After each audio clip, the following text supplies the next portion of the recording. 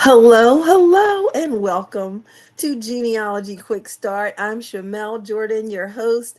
And man, today do we have a show for you. Seriously, I had the pleasure of showing up in an AUGS journal, which is the Afro-American Historical and Genealogical Society journal, with Dr. Ellen. And since then, I'm like, I need to know this woman. And guess what? We're getting to know each other, and you're going to get to know her as well if you don't already know her, because she is the special guest tonight. And we have, of course, we have Michael John Neill is here. Sadly, Jim Butler is not with us tonight. We miss you, Jim, but he'll be back. Okay, he'll be back. Send him some love grams to make sure that he knows that you miss him and you wish that he was here, and you're not going to survive until he gets back. But you're going to still hang out with us because we have Michael John Neill here from Genealogy Tip of the Day. And what are we going to quick start? So we, first of all, make sure that you are subscribed to our newsletter. I don't abuse it. I just send it out, to let you know what our episode is going to be about. But tonight, we are going to have a 4 keys for Benjamin Butler serves research suggestions. This is Michael talking about one of his folks. And then Ellen is going to talk about something that we are all challenged with: the many names of Telesforo Carrillo. I said this. Did I spell it right? I think I do. I hope I spelled it right. But yes, many names. We have ancestors and we don't find them. And Ellen is going to share ways that she was able to track this person down. And she has a really cool picture that I know you're going to love. So you know what to do. Put your name. Where are you? And if you are a member of a genealogy group, represent, because there might be a genealogy soul out there that needs saving. So let me know who's out there. And while you're doing that, we're going to bring out the number one quick starter of today, or keys, genealogy tip of the day. Where are you, Michael John Neill? How are you, Michael? I'm doing pretty good. How are you, Shamel? How are you? I'm good. Oh my goodness, I see a pet back there. Whose Riley eyeball is that? Riley is behind me, but because I've got the thing blurred, see, you're gonna see him in I bits see and pieces. Riley's eyeball. Yeah, Hey, it's this Riley, eyeball. I miss seeing Riley. Let's vote. Remember to vote for Riley, because Riley likes to run for He elections. does. He does. And he's out of here now. Thank He's you, out of here Michael. for a while. Yeah. So, Michael, you are doing tonight. First of all, has anything cool happened in your genealogy life? I've been playing with some infographics with artificial intelligence that are really kind of neat. And some not really discoveries made, but just sometimes the way it organizes things just kind of gives you some insight a little bit with its visual representation of things. Give me an example of an infographic you created. Well, I took a deposition from a Civil War pension file, and it took 6 key parts of that and made a quick timeline and an overview of it. And I did it again, giving it more direction, because I like the visualization of it, but I don't like it when it thinks. I want to think. I really just wanted, all I wanted it for was to do the graphics, that part that takes a lot of time and for me is tedious and whatnot.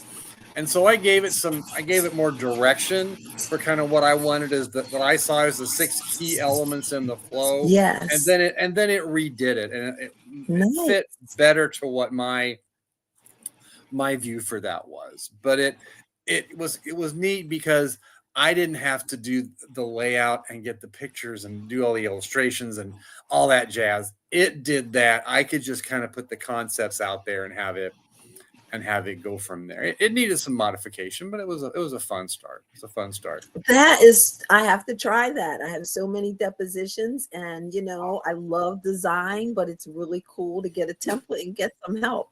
And It you is. made a It really is. good point. You will think AI is you just put it in and magically it gives you everything you want. But no, you got to kind of play with it, right? You need to. We Yeah. have here, we have Kelly from Virginia. Hello, Kelly. And of course, we have a former special guest, Renata. How are you, Renata? Yes, you were on time, not for once. You were like our number one person for like months. So stop it. And representing OGS HR, Hampton Roads, right? Yay, Hampton Roads. Thank you for representing. And in the Mid Atlantic here, we have Erwin Pope from Delaware. Hello, Erwin. Miss seeing you. Hello, Selma Stewart from Virginia. Also nice to have you here. And we have someone who is like Dr. Ellen fans are here and ready. Hello, Yoga Rhodes from Short Hills, New Jersey. Yes, Jersey girl, guy, just Jersey.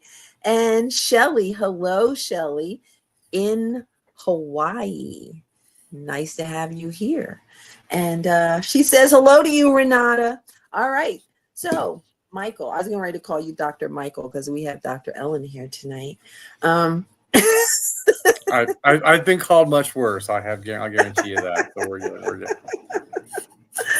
So, Michael, tell me about what is this that you are doing? It is Benjamin Butler serves research suggestions. What's this all about?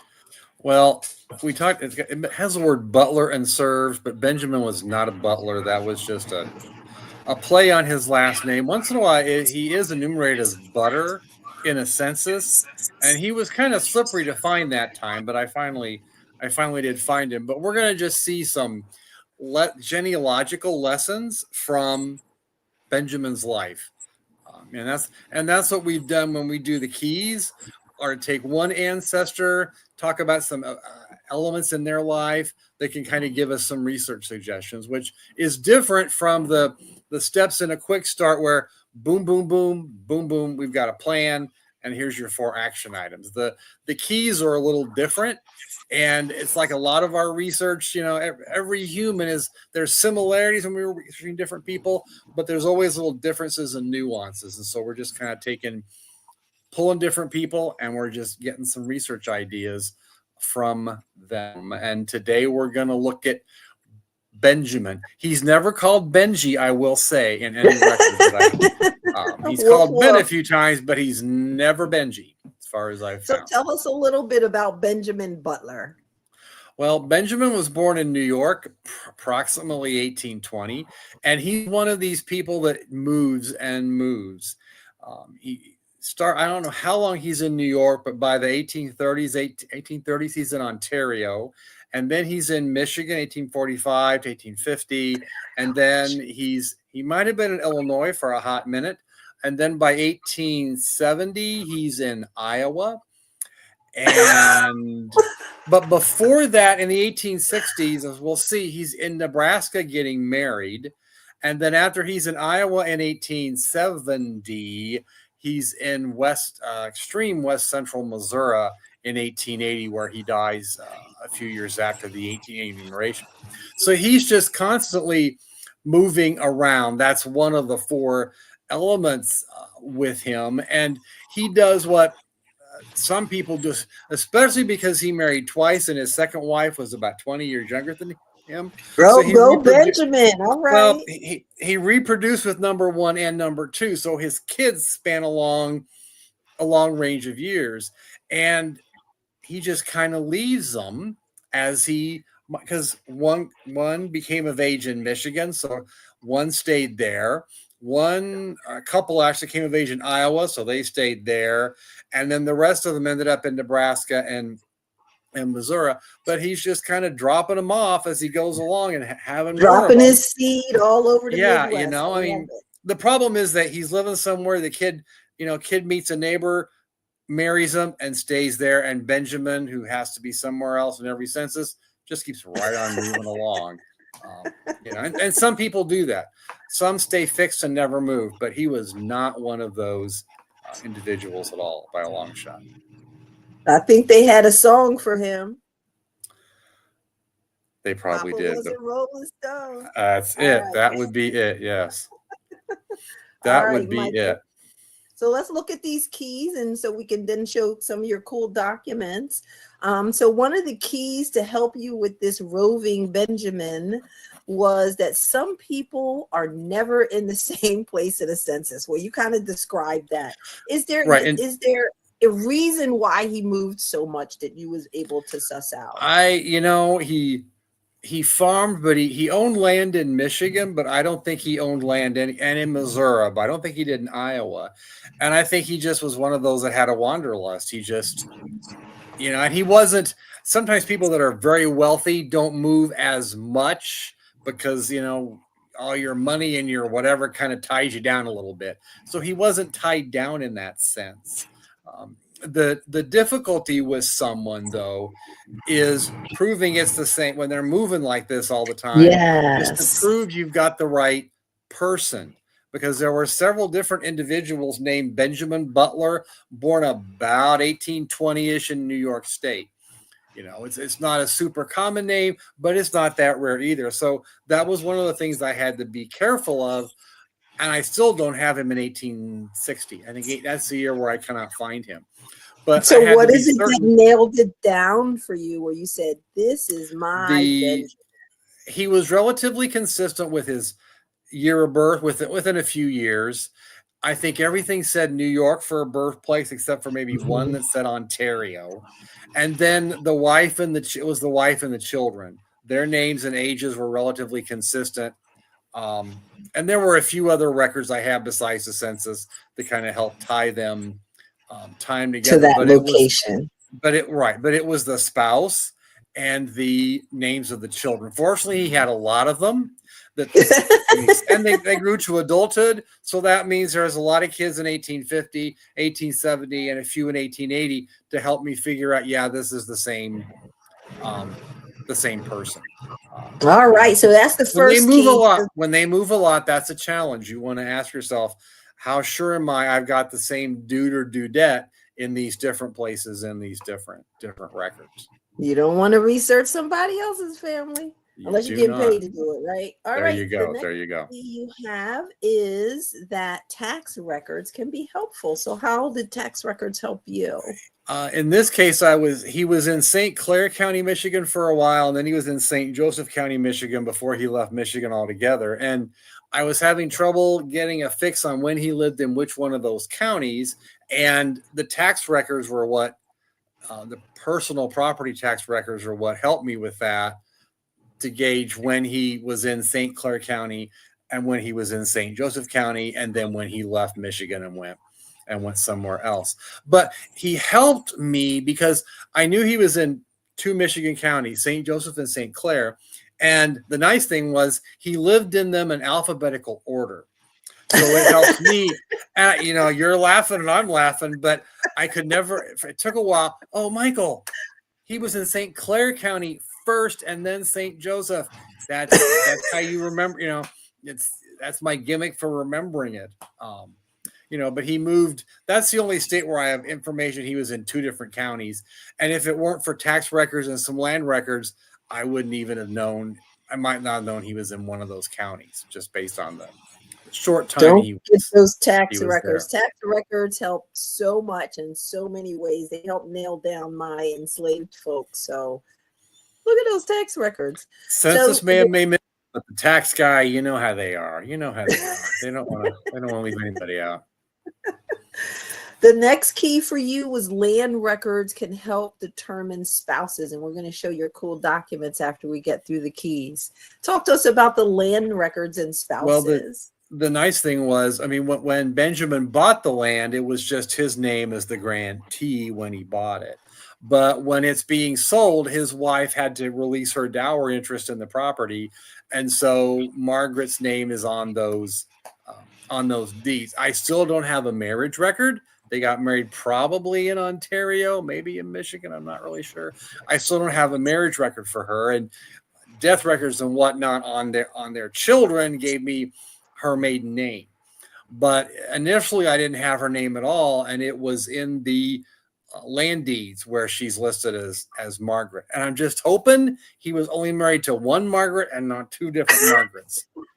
Oh, that drives me crazy when they married a woman with the same first name. Yeah, Lord. based on the DNA, I think he just had one Margaret because his children from Margaret all a DNA match the family we think that Margaret came from.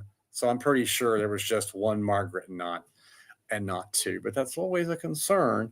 Um, but the land deeds help prove also how long, at least for a while, how long she was alive because she's signing off giving her dower interest. So I know, and again, because I can't find him in 1860 because whatever reason, but I know based on the land deeds, she lived up through, I think, the 1855, 56, because she's listed on the deed when they're selling property.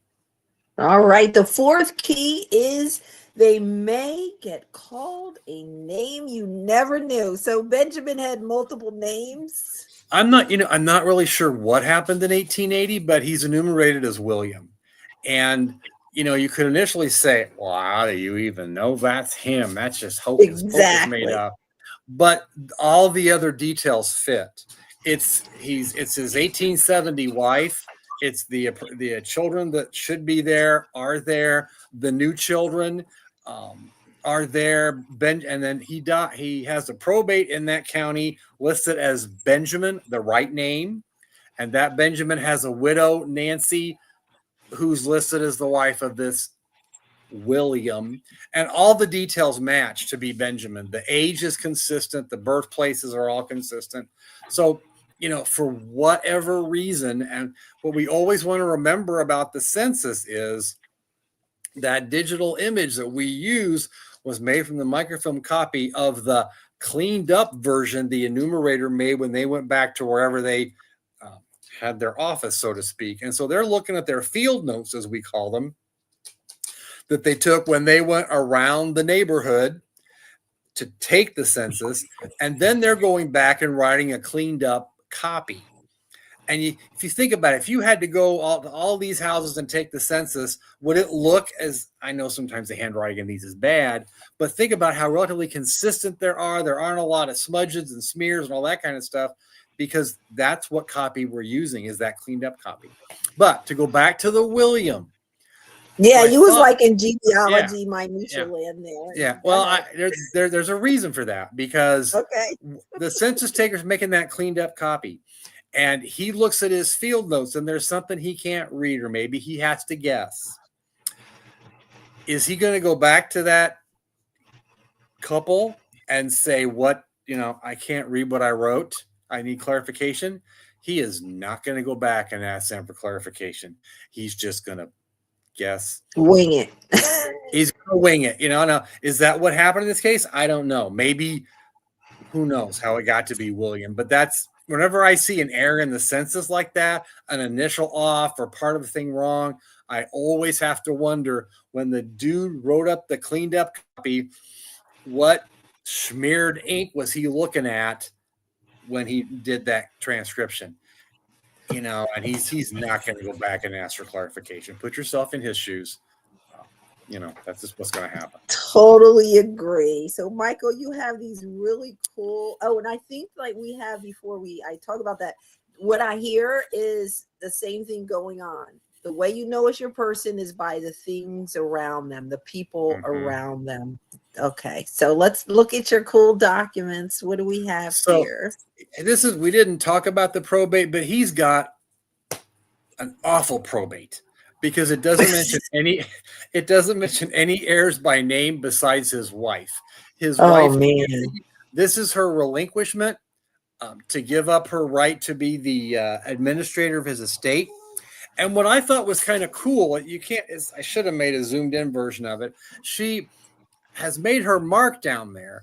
And I've seen a lot of documents where people make their mark, but this is one of the very few times where the clerk has not called it her mark, which is her what you'll see, her cross. And I think this is one of the very few times where I've seen it referred to as her cross and not her mark. What do you think that means? I think it's just the preference of the writer of the the clerk or the notary who's writing this out, he just chose to call it a cross because it was an X or a cross. That was it. But the writing seems different than the The writing, writing of, it is different from the rest of that. So I'm taking off my maybe she glasses to wrote look at it. that. So I I'm don't not know. sure if she wrote that and also made her mark. What you might notice here, and I'm trying not to go down in the weeds as you referenced a little bit earlier here with genealogy minutia land, but and the problem is this was a scan made of a black and white photocopy. I haven't seen the original. It looks pretty But good though. But I it's get what pretty you're good. But saying. if you look for just a second where it says Nancy Jane Hercross Butler, and then it looks like the May 24th, whatever the date was of 1886, Yep, it looks same like hand. May 24th exactly. And see, the day is left blank. Like the Yeah. clerk wrote it out, didn't date it because they had to get her to sign it. So Yes. to that different handwriting, I'm still thinking that's her cross, but they Right. wrote that out and they had to take it back to her because she ain't going all the way to the courthouse to sign that. So they make it out legal like, leave it blank, just had the year on there, take it, the notary or JP, whatever, takes it back to Nancy to sign, and then the notary writes in the precise date, the May, whatever, 20 something, and then her name, she makes her cross, and then he writes her cross. Gotcha. That's my speculation on I that. like that. I like that. This is when he and Nancy got hitched. This was in 1864 in Richardson County, Nebraska. And I've tried to find him in Nebraska and Kansas in 1860 and have had no luck with that. But this was when he marries his second wife, Nancy, in Nebraska. Right, this is right on the Missouri border there. I And love then this. What is this? this was an 1845 Michigan State Census for St. Clair County. So this was helpful. You know, we talk about federal censuses a lot. This was the first census, I think. Yeah, the first one where I have Benjamin. Yeah. And this, I discovered this years ago. I was not aware that Michigan, at least in St. Clair, and I think a few other counties, had a state census, and Benjamin is listed there. And so that was really cool for me It looks to like Benjamin Butler. Benjamin. But and the thing is, a lot of times when I'm looking for him in an index, that's how it gets transcribed as Butter. And we think about, that's talk about how to search using wildcards and sound decks and things like that. But Butter and Butler, yeah, they are not sound decks Different equivalent sound because of the X's. L's and the T's. So that's just something you gotta think about. But if both those letters get across, people think they're Butters and they're not. This is him in 1850 in St. Clair County, Michigan. So we're just going to go through the census enumerations for him. So he was born in New York. Margaret was born in Canada. This is the only census I have for Margaret. So I'm kind of thinking they were married in Canada because a couple kids were born there. And then Mary and George were born in Michigan. So that kind of helped give me, and that's consistent with that 1845 census. This is in Soap Creek, Davis County, Iowa. And here he's saying he's born in Upper Canada. But again, I don't know who gave that information. Nancy might have given that information. Okay. But if you look, Nancy meets him later in life. He's 51. She's 27, I think there. Go Benjamin. Yeah. And some of those are Margaret's children. Ellen is my double great grandma. Then I think Harriet and Charles and Benjamin. I think Benjamin is Nancy's, but the older ones are Margaret's children. And I think those birthplaces are relatively correct, except for Benjamin. Look at the timeline of their life. Right. I mean, they're in Iowa, Michigan, and they, according to this, go back to Michigan, Kansas, Illinois, and Michigan. So I'm pretty certain those are correct because other things about those kids are consistent with that. So he's moving around quite a bit in the 1850s. Dude has swagger, like he was swagging and he was all over the Midwest. I mean, look at that. But by this point in time, he's working on the railroad, so he might have been going from one job to the next, perhaps. He was a railroad guy At this point in time, yes. Then here he is in Vernon County, Missouri in 1880. And it's WM. So the thing is, I don't know what it goes back to, I don't know what the census taker put on his actual field notes, but if he abbreviated Benjamin in a real,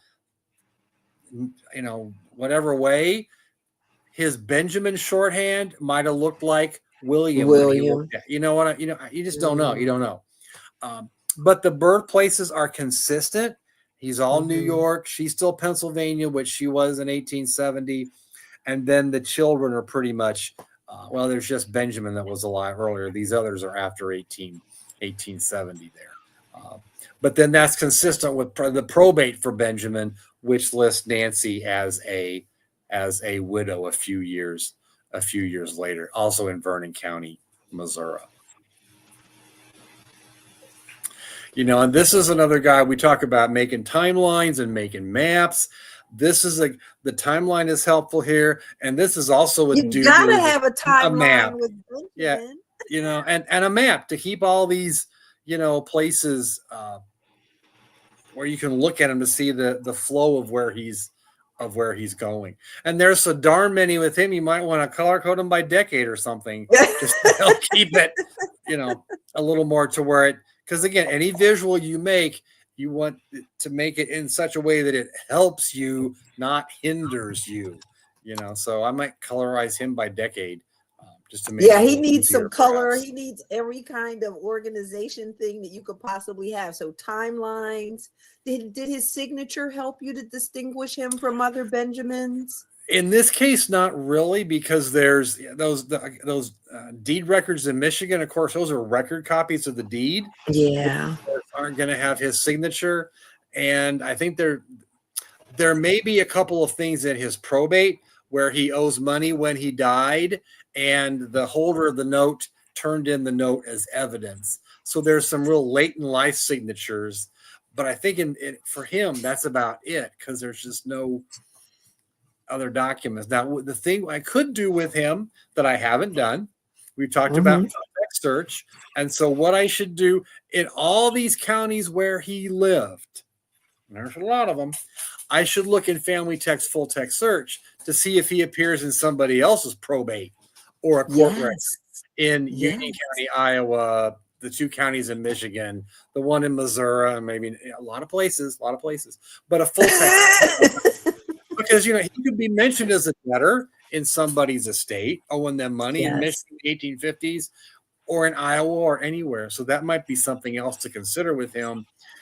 Even though he didn't die in Michigan, sometimes you might say, well, why would I want to look for probate records mentioning Benjamin in Michigan? He lived 30 more years. Well, yes, he did. But he might be mentioned as somebody else's, and a full text search would be a great way to find that. And for me, that is absolutely the beauty of the full text search, is that it is showing every name, and there's lots of African Americans that might not even show up in censuses from the early 1800s, but they show up in these probate records of other people that we would have never found if it wasn't for full text search. So that's another thank you, Family Search. Yes. So Michael, I loved it. Let's look at your 4 keys for Benjamin Butler serves research suggestions. Key 1 is that, Lord, some people may not be where you expect them to be in the census. Key number 2, tax records can be very helpful. Number 3 is that land records can help determine spouses like Nancy. And key 4 is that they may get called a name you never knew and they never had. So, right, Michael? He wasn't exactly William, right, as far as we know. Michael, thank you so much. Thank you. That was fun. I've got some things to do now after we get done that I hadn't thought about before. So I'm really glad we talked about Benjamin tonight. That was a good choice on my part. Gives me some things to do. Thank you, Michael. You have Thanks, a great guys. You too. Good night. Bye, Riley. Tell Riley, please. I will tell Riley, arf, arf. Bye-bye. Thank you. Give me 1 second to get ready for Ellen, Dr. Ellen. All right. I am so excited to have my co-author from the Augs Journal here with me tonight. Everyone, please welcome Dr. Ellen. How are you? Hi, I'm fine. I'm doing great. Thanks so much for having me on. This is Thank fun. you for being here. We haven't even started to have fun yet, Ellen. Now that you're here, the fun's going to really begin. Michael's fun and you're super fun, I'm sure. So, Ellen, I'm going to ask you the question I ask all of our special guests. Let us know your genealogy origin story. How did you get started, and when did you know that you were hooked? I started with my mom telling me stories. I grew up in the South Bronx when I was little, so it's a very urban area. And then my mom would tell me all these stories about her growing up in this small town in Northwest Puerto Rico, which was nothing like the Bronx. It was called Moca, Puerto Rico. So then at a certain point, when the census records began to be released, I started to be able to find some of the people that she talked about, and that just sent me over. I just couldn't believe that I could find them. And then, like, at that time, she didn't even know the maternal surnames. So even that was information for her too. Yeah. That's super cool. Like, isn't it just amazing to see people's names on the census? Like, I couldn't believe seeing my grandmom in 1930, which was the first census record I found for myself. And so that was how you got started. Very cool. And how did she react when she saw what She you was brought her? she was surprised, and then she would point out other people or mention other things. So there was a lot of jotting, a lot of trying to record kind of parts of pieces of oral history to work on later, which I work on later. But at the time, I'm just taking notes. Yeah. Wow. Dr. Shelley says hello. Dr. Shelley is incognito under another email today, but that's okay. I don't know. Thank you for being here, Dr. Shelley. So, Hey, Dr. Shelley. I love these doctors. Dr. Ellen, what are we talking about? Your quick start is the many names. Say his name. So The many names of Telesforo Carrillo. So this is my third great grandfather. And I just couldn't understand why I couldn't find it started out because my grandfather, Ramon Fernandez, I tried to find his birth certificate. So I always knew him as Ramon Fernandez Matos. So I go look for that, nothing. He came out of a very large family of about 11 kids. So I could find for other kids, but I couldn't find his. And then I started looking for, I knew the names of his parents, so then tried to find that. And then working that backwards in time. And it's amazing that my grandfather was born like 1901. So it's quite a long time, and I look good for 100, right? So but it's amazing. It's just from another time. So then I found that he used a different surname. His daughter Catalina, my grandfather's mother, used different surnames, and then her father used different surnames. So that was the thing I was trying to work through when I did working on their genealogy. So Lillian says, Dr. Ellen helped me to find so many ancestors in my tree, especially my paternal lineage. She is amazing. I agree, Lillian, she is. So are you ready to get started with your quick start? Yes, I am. All right, so let's get going with the many names of Telesforo Carrillo. Almost got it. All right, so step one, we're going to go through the steps, and then we'll show your many documents. We have a lot of documents, so we'll kind of give you the highlight right now. So step one you have is to locate local histories. Tell us what you mean by local histories and where do we find these? Well, for a lot of people, sometimes when they first know that their ancestor comes from Puerto Rico, that's all it says. It's Puerto Rico. And that is really frustrating. There's 78 different municipalities in Puerto Rico. And then once you start to know like which municipality and where, you start really to understand a lot more about the context of their lives. So especially too, if they're outside of major cities like Ponce or San Juan or even Mayagüez, those are like big hubs. But then you have people living all over and also moving different places. So it's really, really a good thing to start thinking about, understanding that local history. So there's like Encyclopedia PR that has articles in English and Spanish that you could look things up Nice. in. There's Notas para su historia. If you can read Spanish, you'll go a little faster, but that shouldn't dissuade you. You should take an opportunity to learn another language to learn this way by Agreed. work on your ancestors. So learn about the area, like where they might specifically be beside, like imagine they just say like United States or New Jersey, like you Exactly. have to be specific. Right. All right. Or like step somebody tells you 2. they're in Manhattan, Yes. Oh my Lord. No, thank you.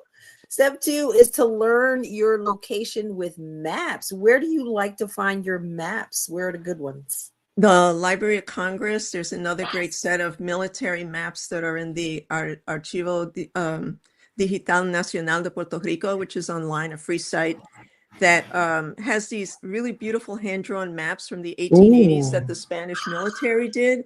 And if you're in a rural area and you really want to get kind of a lay of a land, you can also find like the names of people who own plantations and stuff mentioned in the map as well.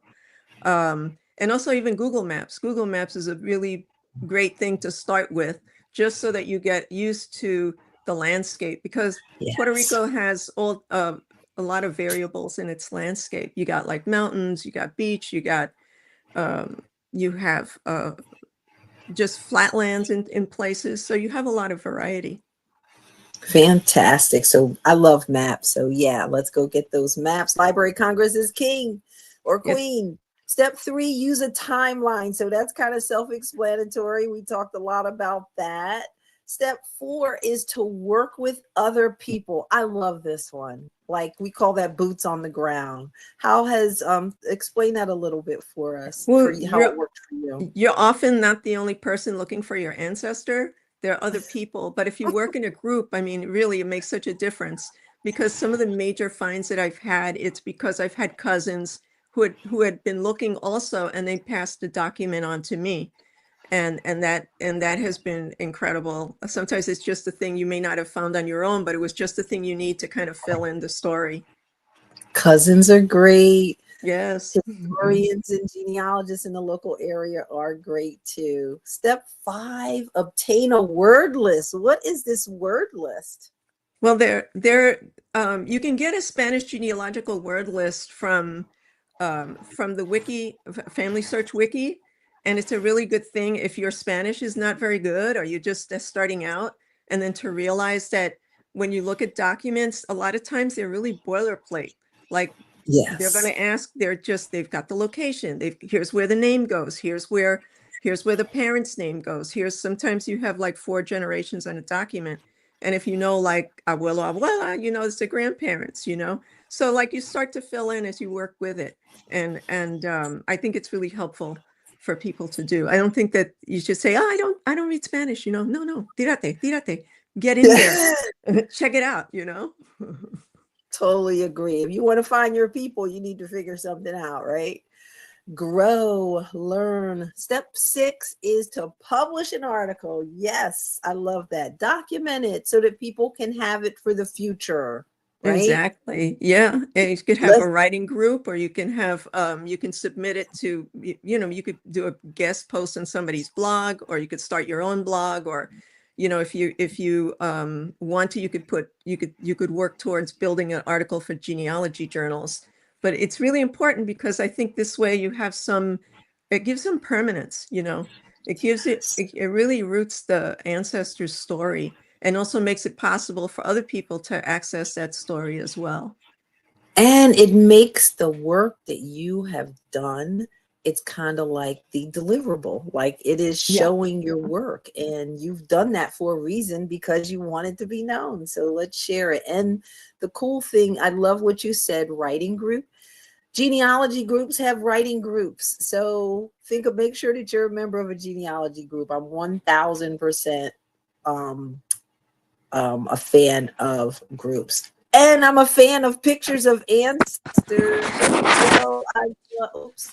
Your So ancestors are so this darling. is the guy who's standing is my grandfather, Ramon Fernandez Matos, and he was or Carrillo. So Ramon, this is when he was first married, and he married in New York in 1920. So that's actually the first, kind of the first wave of the Puerto Rican diaspora in New York. The second wave was like in the 40s. I had to blow them up because they are just so cool. And I'm not Like, sure like who the gentleman is in the chair. I think he sort of looks like his wife, so it could be his brother-in-law, possibly her father. I'm just not sure. I mean, I was lucky to even get a picture of this postcard. this is beautiful. And this is just to show the different municipalities. There's 78 of them, and they all have like different dates of founding. So those are good things to know, because sometimes you have a place that's actually split off from another, but it's actually you go to the adjacent municipality to find the records. And Family Search has the biggest collection of Puerto Rican records out there. Fantastic. Do they have, like, I know these aren't counties, but the Newberry Library has for like the states, the Atlas of County boundaries. Do they have that, this Puerto Rico included in that, or they just do the continental? I'm not sure. That's a good question. It could be stateside. I'm not sure. Okay. Yeah. And then this is Rio Grande, was where Telesforo Carrillo was born. And I just wanted to show that it's, it's not in San Juan. It's kind of like out on the east of the island. What? Everything's in San Juan. What are you talking about? And then with this Google map, what's really great about it is that you could see like San Juan, and the area that's outlined on the right-hand side is where Rio Grande is. And that's like near El Yunque constitutes part of that, which is the tropical rainforest in Puerto Rico. So we're talking like a rural area. But what's interesting is that people will move from there just the same way that Telesforo did. And then they'll wind up going to San Juan, or they go to Gurabo, or they go to one of the other municipalities in the area, live there for a while, and then move on. So it's good to kind of familiarize yourself with it. And also the rivers, there's a lot of water in Puerto Rico in the landscape. And sometimes you could kind of see like people actually follow that path. So understanding those migration patterns. Exactly. And this, his death record, which is in the Registro Civil, the civil registration starts in Puerto Rico in 1885. So this is for Telesforo Matos. And what's funny is, like, even though it says Telesforo Matos Ramos, he's there, but his parents are listed as Jose Matos and Maria Carrillo, difuntos. So his parents are dead, but they didn't even put the right names on here. So I don't know whether Ramos came Holy from moly, exactly. these aren't his parents? No, and then it's my grandfather's father who was the witness who reported this, who reported his death. What's going on? Yeah, and it actually gives you the street names, and some of the street names can change, but that's something else you can look up as well, with these. So Dr. Shelley wants to know if the migrating is connected with work. Like your ancestor and Michael's ancestor, they're like moving all over the place.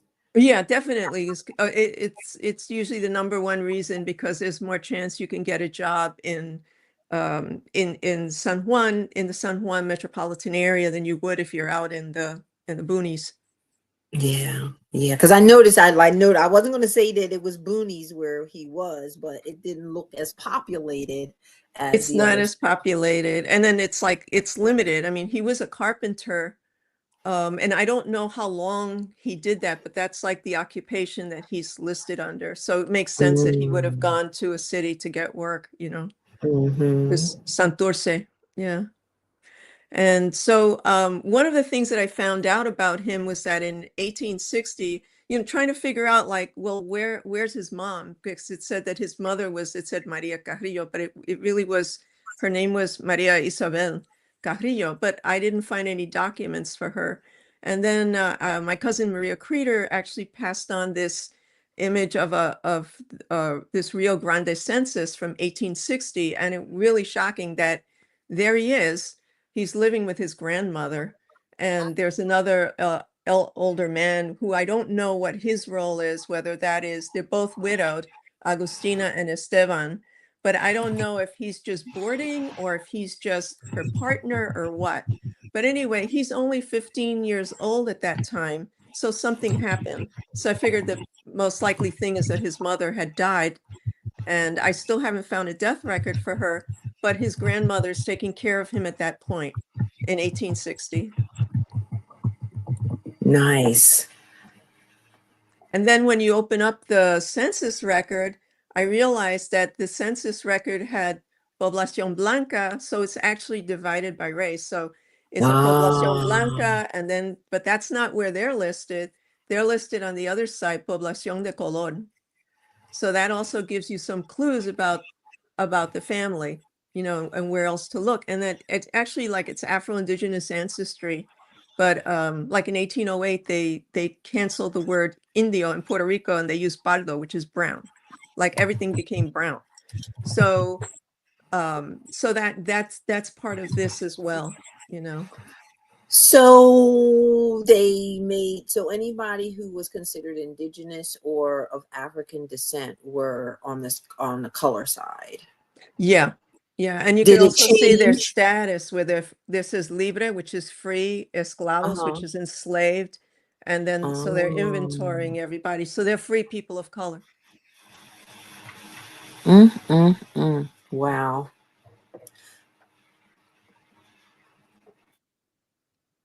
Yeah. And you could see there again, it says libres, varones, which is male, free males and free females. Okay, and the And age so that's the bracket. whole a household of 3 people. Interesting. Wow. I was looking for you telling me to what that was. So cool.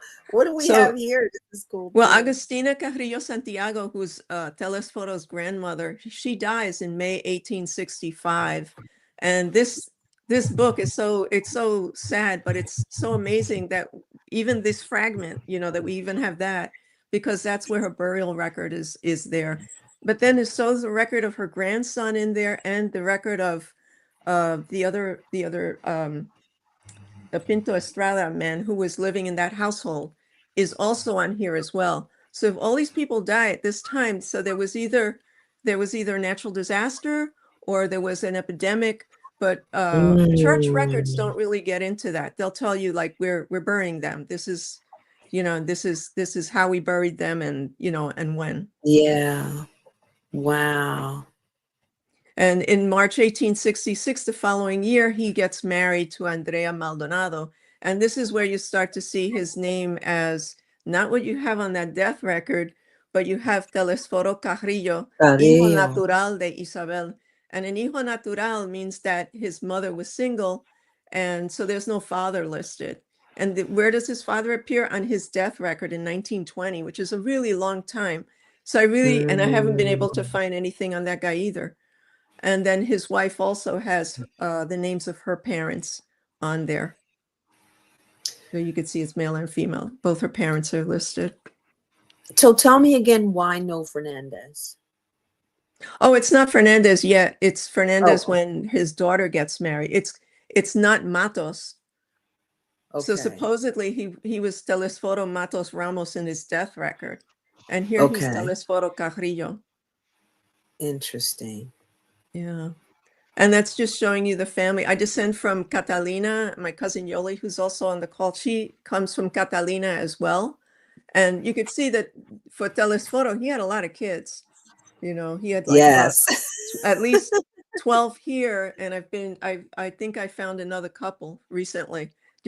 Just in putting this together, I started to review some information and I think there's actually additional kids to add.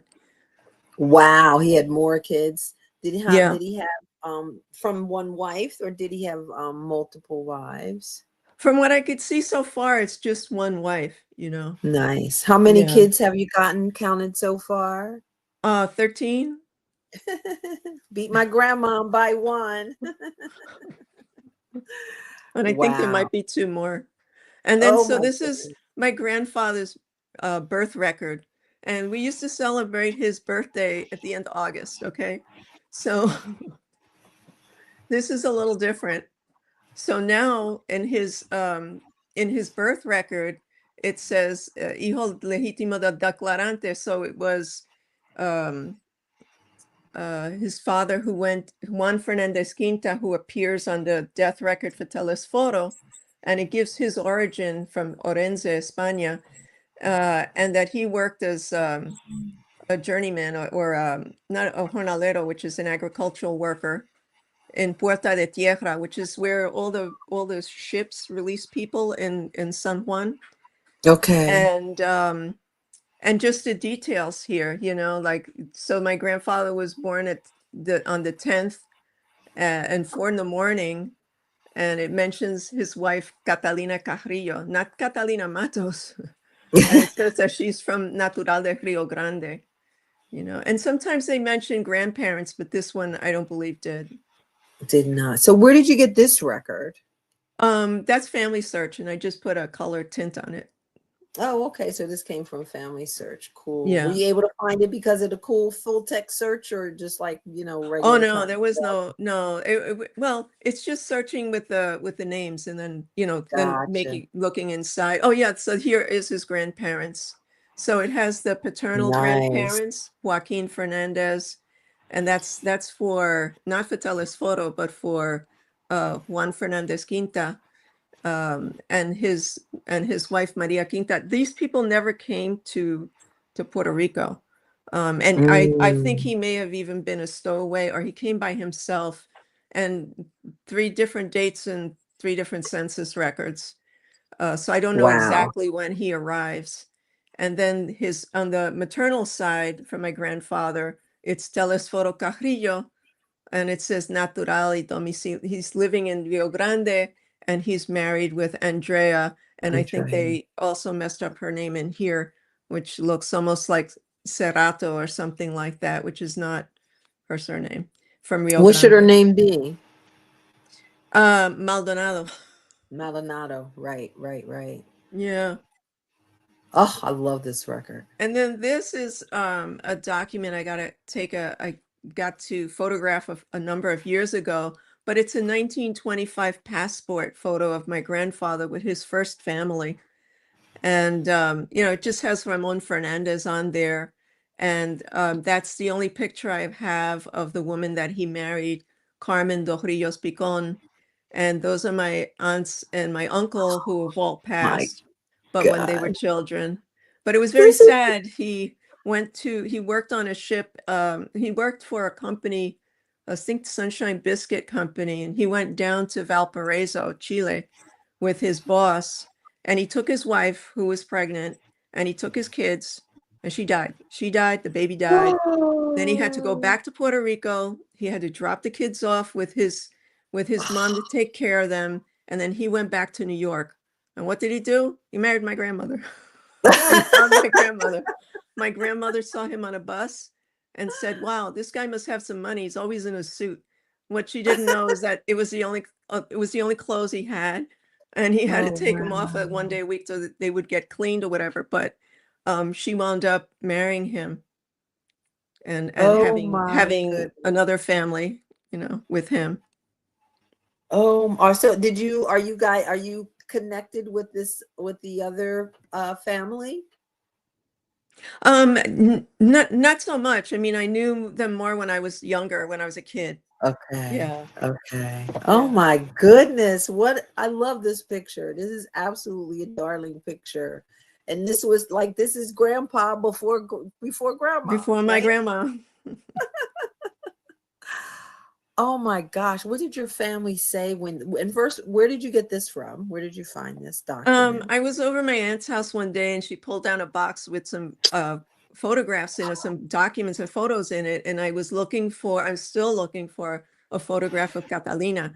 Catalina, I actually got to meet my great grandmother. She lived to be 104 years old. Oh She my came to New York when I was a kid, and I thought, wow, this person is like really old. Like, I don't think I've ever seen anybody this old. But and I think she was in her 80s then. I don't think she was quite. She wasn't a centenarian, but she Well, wound back up going then, back to PR. 80 was Yeah. 100 back then. This is So, and beautiful. instead of that, what I found was this document that was all folded up, and she had it, and I have the photograph. Yeah. So this is telling me that your family knew about this family. Well, we grew up with them. You know, we grew up Okay. with Uncle Bobby, is the kid in the back, and then Gotcha. Gloria is Dolly, and Sylvia. Sylvia died when I was, I think, in my teens or something. But I did get to grow up with them. But it wasn't. But I didn't know anything about his first wife, or like what Right. had happened there. And they were so young. I don't know how much of that story they would have held on to as well. Yeah. What a story. Like tragic and just like, heartwarming and just grateful to have that someone preserved these documents, right? And that's what we're all doing, right? We are uncovering and pulling these dispersed documents from all over to help to tell our family story. And you did it beautifully. Thank Oh, thank you. you. I want to go through these steps that we're all going to remember and follow so that we can pull these documents together to tell our family stories. The many names of Telesforo Carrillo. Step 1, locate local history. Step 2, learn your location with maps, my favorite genealogical document besides death certificates. Step 3, use cadastral maps. Step 3, use a timeline. Step 4, work with other people. Very important. Step 5, obtain a word list. And you said Family Search Wiki. Step 6, publish an article. The culmination of your work. Be proud of your work. Dr. Ellen, I'm so proud of you. Thank you so much for being Thank you so here. much for having me. And and yes, we'll be seeing you again, I hope. Take care, everyone. Thank you for being here.